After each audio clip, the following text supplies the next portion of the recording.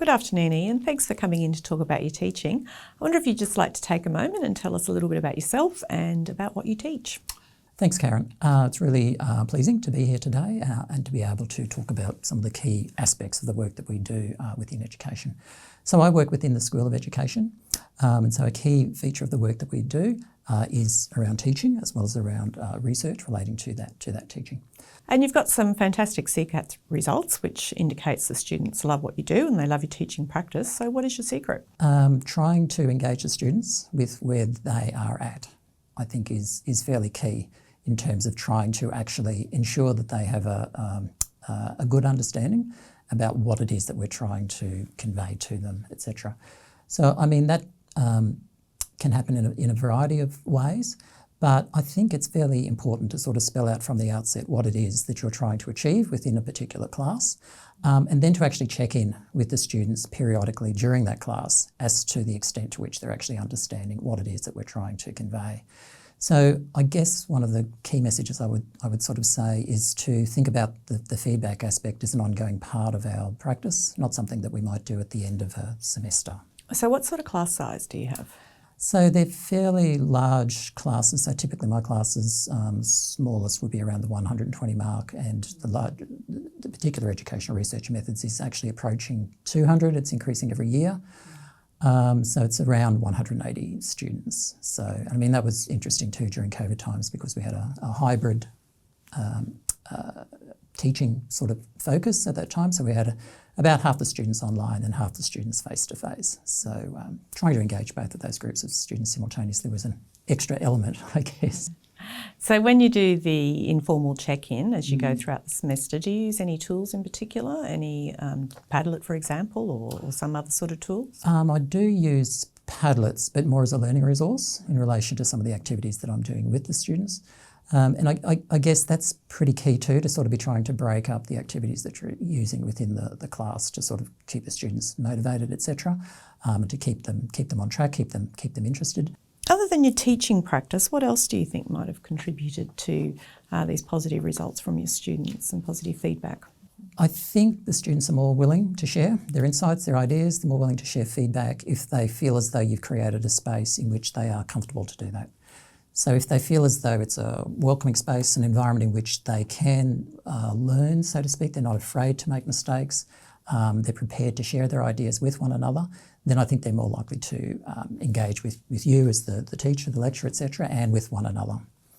And I think it's fairly important too, thinking about that particular cohort of students, because it's a mixture of Australian students and international students, trying to set up situations whereby the Australian students and the international students are engaging with one another, I think is also really key.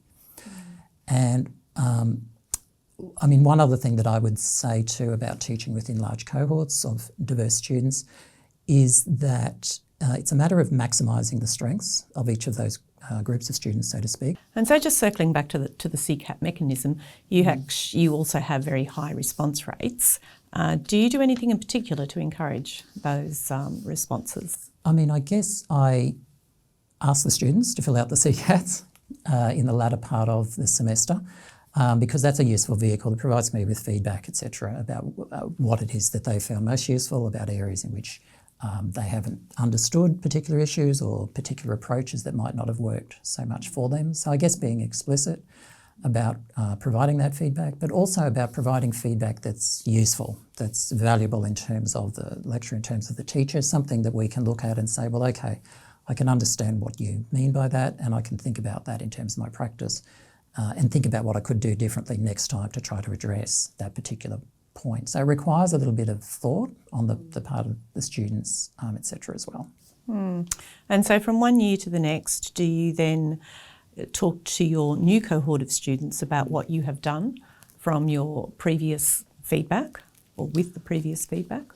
Yes, I do. Interestingly, I probably do that a bit more with the undergraduates when I think about it. And I mean, you try different things and sometimes things don't work as well as you would hope. I've tried a few innovative things in the past and it hasn't quite come off, and I've kind of reverted to other practices that to me are a little bit more standard, I guess, but the students seem to enjoy that a bit more, or the message comes across a little bit more easily, etc. So you have to be a little bit flexible and be prepared to sort of do things differently, but also realise that sometimes different approaches might not necessarily work with different cohorts. When you've done an innovation and you said then, sometimes it doesn't work, so therefore you revert to other practices, is it the feedback that allows you to decide that didn't work, or is it just sometimes process? Yeah, sometimes the students can be very direct in the feedback that they provide, so you're not left guessing as to whether or not that particular initiative was useful.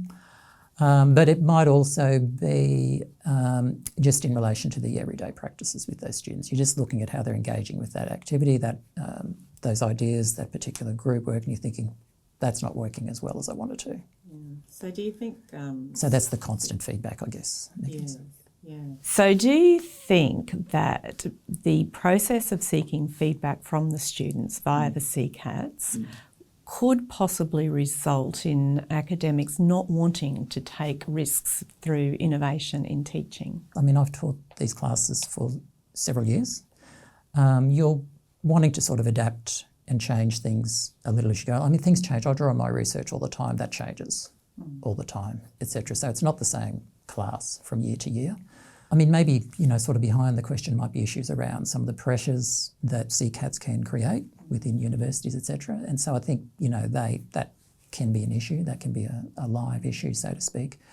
And so, then I guess it's about how those results are actually used, and whether they're used at a sort of an institutional level to try to foster growth and development, or whether they use more punitively, etc. But that's an issue of the ways in which those results are used rather than the results per se as such. Has there been a time when your CCAT results haven't been strong? Yes, I've had some CCATs that I haven't enjoyed. It can be a little bit uneven, so your teaching results might be reasonable, but the course comments might be less so to speak. And so there's a bit of a discord sometimes, and that's more typical amongst the undergraduate students, I guess, so to speak. And I think, if I'm talking about education, one of the challenges in education is trying to make practice, because if you're working with undergraduates, typically they'll be teacher education students, they'll be wanting to become practicing teachers. So you're trying to make that practice accessible to those students who may not have a great deal of experience themselves, and within a context in which the amount of practicum that they have is fairly limited, I would say. And I think perhaps the last question, do you have any tips for students about how to give good feedback, whether it be positive or negative?